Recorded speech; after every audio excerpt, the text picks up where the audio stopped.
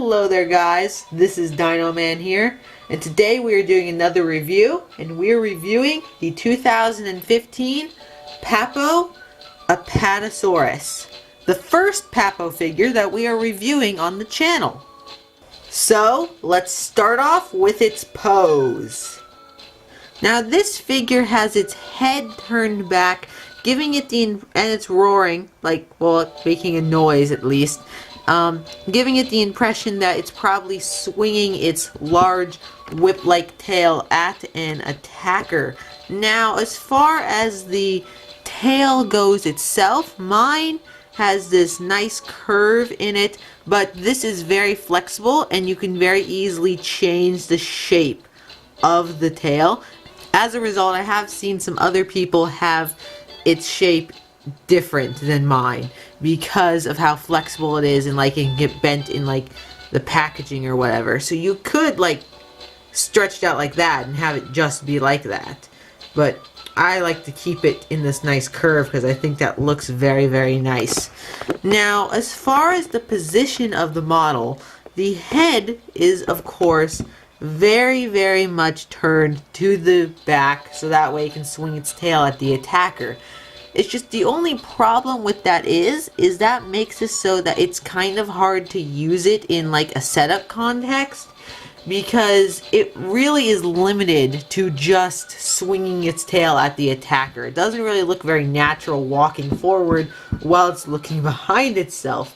So that is kind of unfortunate about the pose. I'm okay with it though. I am fine with these extreme, very specific poses.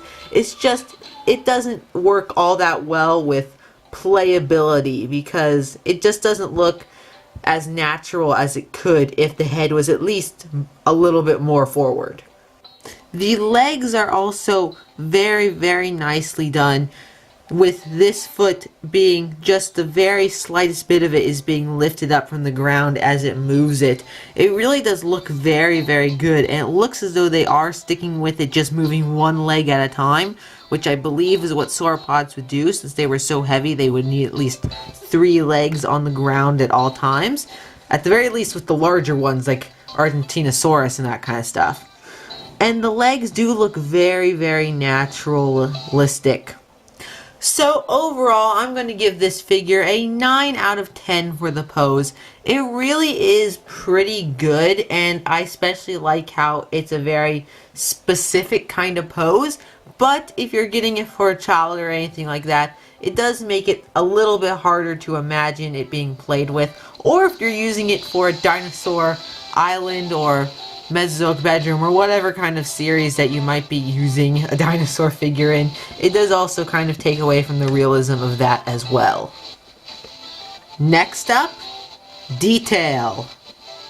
Now, this figure does not have individually sculpted scales, but I personally am fine with that because this creature was so huge and the scales were just kind of normal sized that to put the scales on this, they would need to be insanely small. So instead what Papo have done is they've added a bunch of wrinkles on this, making it very well detailed, as Papo are famous for well detailing their figures. The underside of the feet are also very well detailed in the rinks and cracks. They kind of remind me a little bit of elephant's feet. It really is very nice. When we get up to the head, he's so big. Sorry, his tail was bonking on stuff. We can see that it does have at least somewhat individually sculpted teeth with a nice little eye in there. It does not appear to possess a tongue inside of the mouth, more so just if it focus, more so just a bottom of the mouth area. And when you flip him over, and so it is not, unfortunately, not popping up very well because of the shadows and stuff, but he does indeed have a roof of the mouth that is sculpted. I am going to give it another 9 out of 10 for the detailing, because it really is detailed for most of its body. The Papo did not leave very much not detailed. Next up, the paint job. Now this figure of course is mostly brown. Well, in fact, the whole thing is brown, but has many different nice shades of brown that really blend in there very well. It has some darker stripes going down along the tail. It's a bit lighter on the underside. You can see it's got some almost red stripes going along the neck. It's got some red more along the underbelly area. It really does have quite a few different shades of brown, as well as a little bit of some other colors. It's got some lighter brown and all that stuff right there, all throughout its body, and they blend together very nicely. It looks very nice and naturalistic. The paint job really truly has been done very good, even though it is not the most flashy paint job ever, and definitely is not the most standoutest paint job.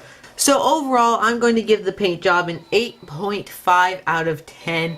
It is not the most standoutish paint job that's ever been done, but the colors do blend together very nice and naturalistic. And it does have quite a few different colors and patterns on it. It's just they're not very standoutish. Next, paleontological accuracy. One unfortunate thing about the figure, though, that I've noticed is it does not say Apatosaurus on the underside where it says Papo and everything, which is kind of unfortunate because I don't know if a little kid would recognize this as an Apatosaurus. I mean, well, they'd probably call it a long neck, but still, it would be nice to have the species name on the underside. But it will not get marked down or anything like that. It's just something I would like to point out.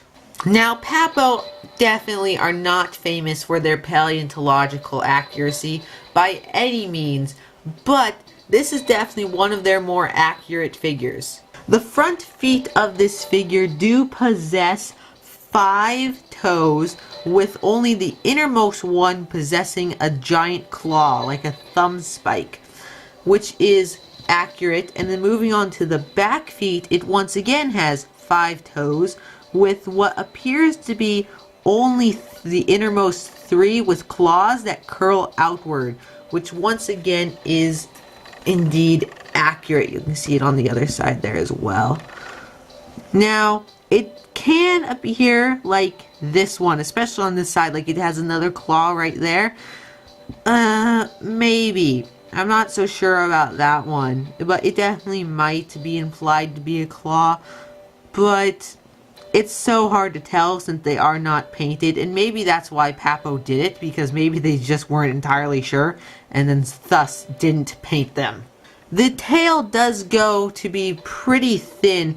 It's just the only thing is it's not really thin enough. The tail of Apatosaurus was really thin. But the only thing is that if they made it much thinner, then that wouldn't really be all that practical to put on a figure, and it definitely might be easy to breakage and bendage. So I definitely agree with the thickness that they made it, still being very thin. Moving up to the head, it's so incredibly hard to see, but it does indeed possess nostrils at the top of its head instead of down more along its snout. That has been disproven. The nostrils were where you expect the nostrils to be on the snout. It's just, like I said in the Brachiosaurus one, the nasal passageway went really close to the top of the head on the top of the head, which is why they thought that the nostrils were there, but they weren't.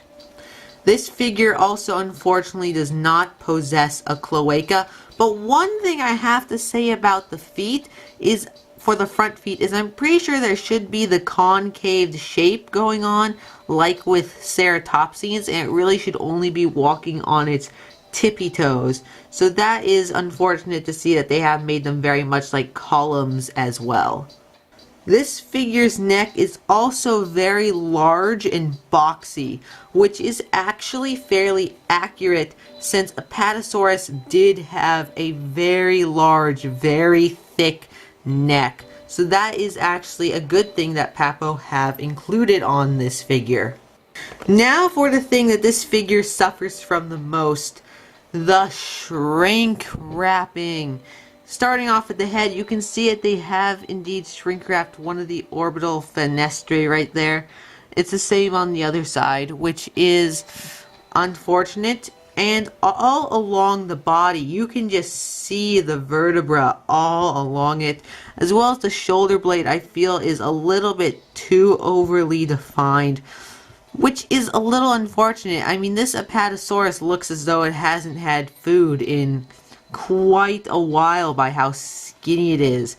I mean, the vertebra really shouldn't be showing like this at all. And they have included some of the bumps on the bottom. Those might have shown in real life, but I don't believe so. I'm pretty sure that this was all just one big, thick mass of a neck. The shrink wrapping really, truly is unfortunate on this figure. But at the end of the day, it is Papo, and we're not expecting perfect accuracy from them.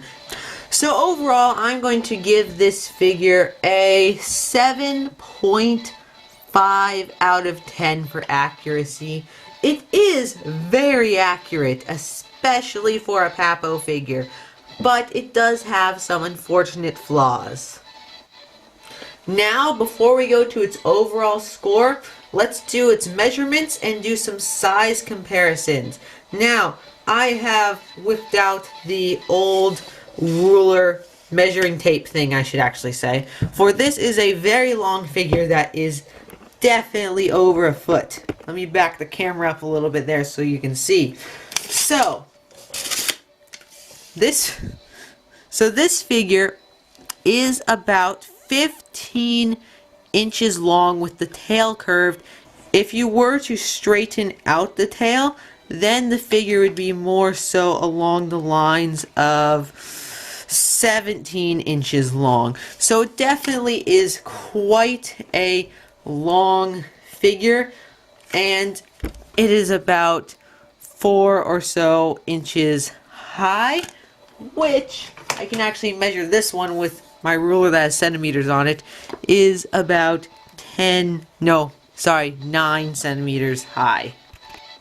Now for size comparisons, first up is our constant, the 2017 Safari Limited Feathered Velociraptor, which is only about half the length of this super long figure.